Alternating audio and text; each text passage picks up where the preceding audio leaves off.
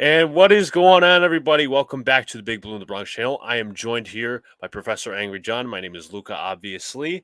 And today, John, we are here to talk about an impending free agent for the New York Jets, probably their most important free agent, and that is Bryce Huff. So, as of recent, Connor Hughes of SNY recently said that the New York Jets are not likely to retain him. So, John, I'll get your first thoughts. And what are the stats behind it? What makes this such a detrimental loss for the Jets?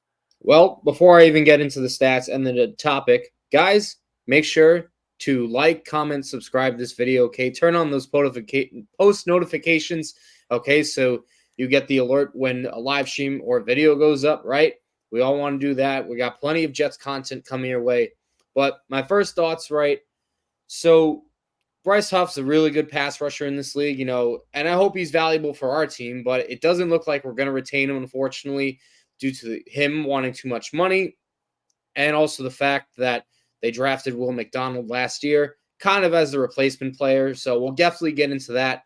But before we get into the scenario, I do want to read some of the stats, Luca, that Mm-hmm. Bryce Huff has had over his career, right?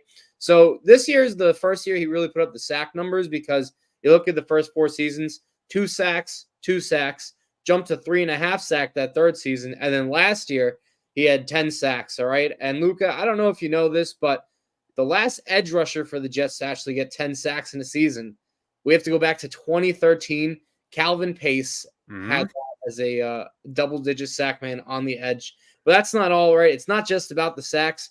Bryce Huff consistent in the NFL amongst pressures, especially at the edge position.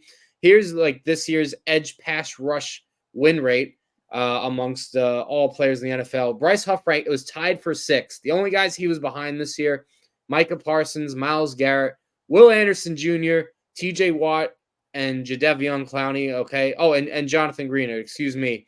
So again, that's six guys, pretty elite company right there. When you look at in terms of that, he also, Luca, leading the league in quarterback pressure percentage, right ahead of Micah Parsons at 21.8%. So those are just some of the numbers of why this guy is really good. And also, most importantly, he only played in 42% of the snaps last year. So it's not like, he's on the play every field. He's in there for rushing situations. But Luca, you could talk more about his usage and how they used him and if they should have used him more. Oh yeah, I do definitely believe they should have used him more. That he's been the Jets' best edge rusher for the past 2 seasons. Obviously, Jermaine Johnson is probably the second best. Obviously, Jermaine Johnson drafted in 2022, but Huff was an undrafted free agent in 2020 out of Memphis, so it was a very good find for Joe Douglas. You got to give him credit there, but obviously the Jets aren't likely to retain him, as we mentioned earlier, because they drafted Will McDonald. And what I didn't get this year is like Huff really started to blow up, I'd say, the middle of last season, and I'm talking 2022, not so much 2023. Like he was a force on every down he was in, mostly third down situations. He was going to get pressure on the quarterback. I think he also had a key. I think you go back to the Bills game in 2022 at home, he had a key forced fumble. And obviously that put the Bills back deep into their own territory. That was an overtime game. The Jets eventually won. But overall, Bryce Huff, you brought up the numbers. It just amazing. Like I know the Jets do their rotations and all that. That's all fine and well. That's a solid thing. That's more of the San Francisco kind of thing. But what I don't understand is how could the Jets not get him more valuable reps? You do have Franklin Myers. He's played very well. Is he worth the contract? I'm not sure. Jermaine Johnson obviously has played very well. But even like Carl Lawson hasn't played much. Will McDonald hasn't played much. There's no reason that he should have gotten more snaps. That's what I got to say. And it's unfortunate that he's probably going to hit the free agency market. He's going to get a lot of snaps and a lot of production coming with it. So it's going to be unfortunate that the Jets are probably going to lose their best edge rusher. You're talking John Abraham is their last really best consistent edge rusher.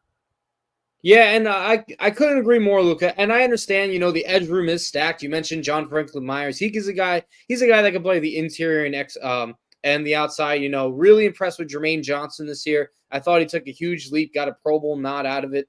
But once that Will McDonald pick was made, you knew somebody was getting forced out, and you knew it was kind of going to be Bryce Huff just because of the contract situation. Obviously, Johnson on that rookie deal. Obviously, Franklin Myers got extended a couple seasons ago, actually. So you kind of knew, right, they weren't going to get a deal with Huff done. And then, you could fill out the depth. Maybe you keep Michael Clemens on the edge for 4 guys. So Huff becomes the odd man out. And it really does suck because he's such a valuable player. But I feel, you go back into it, right? The misused asset right there, Of because course. it's going to be really hard to tag and trade him during the draft. And it's, again, it is possible. It's not like it's impossible to do it. But if they want to get any value, say a second round pick, right, recoup that second rounder that they lost, I believe it was in the Aaron Rodgers trade, you can get something for him and not let him walk for nothing, because like you said, he's not going to take a hometown discount. He wants to get paid. There's going to be teams looking for edge rushers, right? But Luca, just before we even get into that, the contracts, it's not like we have a lot of guys to cut anyway, to save salary cap or to try and get that cap allocated to Huff, if you want to get into that more. Yeah, of course. I have over the cap right here in front of me. So a lot of this has been talked about in the Jets circles, Jets Twitter, all that. So the two most likely cut candidates you're probably going to think of are actually of the same free agency class. Not this year. You got to go back to last year. Like in Tomlinson signed a 3-year contract with the Jets, but last year in 2023, his deal was restructured. He got a lot of void years. He called dumb years, if you want to call it that. But you're not going to the worst part of the cutting process is obviously Lakin has disappointed as a Jet. We all know that, played very below average this season. But the Jets, if they want to save more money, they have to cut Lakin Tomlinson post June 1st. Give him the post June 1st designation. Same thing with CJ Uzama. And that money would be available obviously after June 1st. And you won't exactly have time to sign Bryce Huff after June 1st unless you somehow franchise tag him and give him an extension, which I don't think the Jets will be able to do. So if you want to break down the numbers, like in Tomlinson, he's going to save you around $8 million in terms of the cap, $13 million in cap savings, but the dead money is about $5.8 million. CJ Uzama, $8 million in cap savings, dead money is about $3.2 million, so close to $4 million. So it's not really worth the It's obviously worth the investment that the Jets have to cut these two, but it has to be done post June 1st. That money is going to be available after June 1st. Now, some other things that you could do, you could restructure John Franklin Myers. You could extend DJ Reed, which actually lowers his cap hit. Same thing with Tyler Conklin. So there's some two other things that you could do, but the Jets can make money, but it depends on what the resources are, because, you want to extend Bryce Huff, absolutely, but you also need tackles for Aaron Rodgers. You need another receiver. You might need a safety. Jordan Whitehead, I'm not sure if he's going to be a future Jet. We'll have to see about that. So there's a lot of resources. The Jets do have some holes, but it's going to be interesting to see how the Jets create this cap money. But again, the Jets have to make these two cuts in Uzama and Lakin Tomlinson, but unfortunately, that money will not be available until after June 1st. You're right, and that is the sucky part, because you mentioned they only help them post June 1st with those cuts. So they couldn't really even, they can't even do that before the draft, because obviously the draft's in April. So that's going to make the decision even harder. And I feel that, with this, with a pick of Will McDonald, it really is going to put a lot of pressure on this kid from the fans, because they know that what Bryce Huff is. We don't know what this kid is yet. All right. He looked well in the snaps he played, but again, I believe he hasn't. I think it was going back to 08 or 07 when I think it was 08, if I'm not mistaken. Are you talking about a Vernon Golston stat? Yeah, Vernon Golston we haven't had a first round rookie get that low percentage of snaps since that. So that's really saying something. And Joe Douglas better hope this pick pans out, because again, they chose Will McDonald, and if he doesn't hit, Luca, there were still guys, that they could have taken this year on the board, whether it was Jordan Addison, whether it was Jackson Smith and Jigba, Zay Flowers, another good receiver, rookie on Baltimore last year. So a lot of guys that he passed up, but as free agency approaches, or whether the Jets do decide to tag and trade Huff, I thought of some teams that could really use him. And I don't want to go too much depth into them, because that's not what this video is, not a offseason. And this isn't a certain ranking, but I had a few teams here that I think could use Bryce Huff. You could tell me you guys agree, disagree. Washington, they got rid of 2 of their pass rushers. They're definitely in the market for one. Maybe playing a different system, 4-3. New system for the Commanders. That's right. Another team looking to add as much talent as possible. The Arizona Cardinals, right? They're trying to build up their defense, and under Gannon. So we'll see how that works out. Another one, this kind of scares me, Luca, the Buffalo Bills, Oh right? yeah, Gregory Rousseau's there, but Von Miller had some injuries last year. Leonard Leonard Floyd's a Floyd, free agent. free agent, so they could possibly replace him with Bryce Huff. And then you got some really good defenses that might be able to add a pass rusher to help them out. With the Lions, they have Aiden Hutchinson on one side. What a combo of Hutchinson and Bryce Huff that could be. You could rotate him in there and could have a dominant pass rush. How about you want another big name? How about Nick Bosa and the Niners? Chase Young, they traded for, didn't look the greatest, but remember, he only had 1 year on his deal, so it's not guaranteed that he's going to stay there. Bryce Huff might be a guy that they want to replace. And the Browns, right, they have Myles Garrett, but what a combination that would be to put as Bryce Huff as a number 2. So there are teams that if the Jets really wanted, they could trade him to. Obviously, you have to configure salary cap with some of those teams, but teams do it all the time. So if they really want this guy, it is possible that they could give up a second-round pick if the Jets decided to tag and trade him. Luca, if you had any more teams you could share, or if you had any disagreements. No, I agree with all your teams.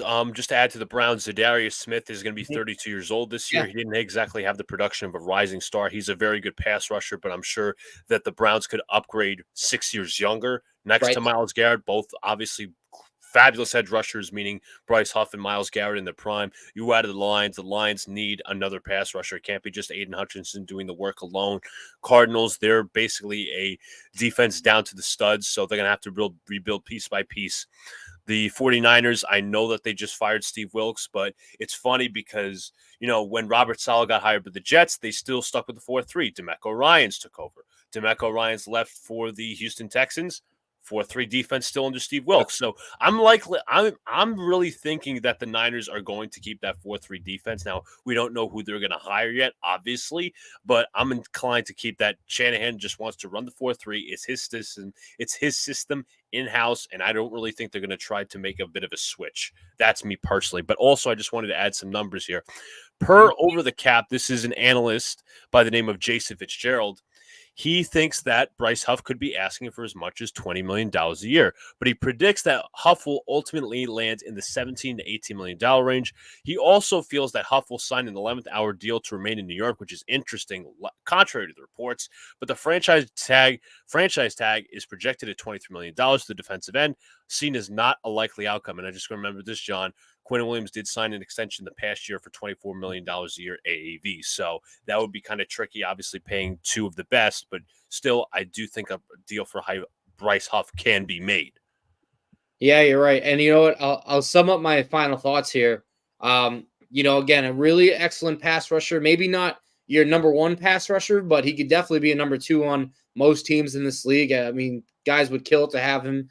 Consistently gets after the quarterback. Really key on third down. And really, I know it's not looked in the stats a lot, but you see how many times this guy makes a play on third down. He's usually right in the middle and mix of it. So that's good. And you just hope that you need to hope as a Jets fan, like I said again, Will McDonald needs to pan out, because if he doesn't, it's going to look really bad on Joe Douglas that he passed on all those receivers, or he didn't trade up to go get a Broderick Jones last year in the draft. So again, that's a key pick that if, Joe Douglas messed up, that's going to not look good to a poor so-so resume already of his. And again, we mentioned the teams that could be interested, right? And if I'm the Jets, I'm really trying to get any value I can at this point, because it doesn't look like we're going to be able to retain him. Yeah, as you mentioned with the Will McDonald pick, it's almost threefold. You mentioned Broderick Jones; they could have traded up for him. The Steelers hopped the Jets. You mentioned that the Jets could have picked a win now kind of impact player like a Zay Flowers or a Jackson Smith and Jigbo or Jordan Addison, wide receivers that could have helped this team out, especially that Alan Lazard did not pan out this year. You also obviously the big thing we're talking about is the Bryce Huff possibly leaving. And another thing, John, I just want to add before we go, the Jets had chances to extend him. Middle of the season last year, middle of the season before. Remember, John Franklin Myers broke out in 2021. In the middle of his breakout season, the Jets ultimately extended him. So it's frustrating as a Jet fan knowing that you're going to let somebody go and they're probably going to be out successful elsewhere, that the Jets did have a chance to extend, but it's unfortunate. But John, your final thoughts. Well, again, guys, I mean, hopefully he doesn't sign in division and bite us in the ass and just wreak havoc on us, because that is our luck. But in all seriousness, this man's going to get paid. Someone will give him a pretty penny, and I think he will still continue to be dominant as he enters his prime. Of course, guys, if you haven't already, hit the like button, subscribe, and hit the post notification bell so you know when a live stream pops or video drops. Me and Professor Angry John to my right, discussing Bryce Huff and the New York Jets. What will happen? We will see, and we'll talk to you all later. Peace.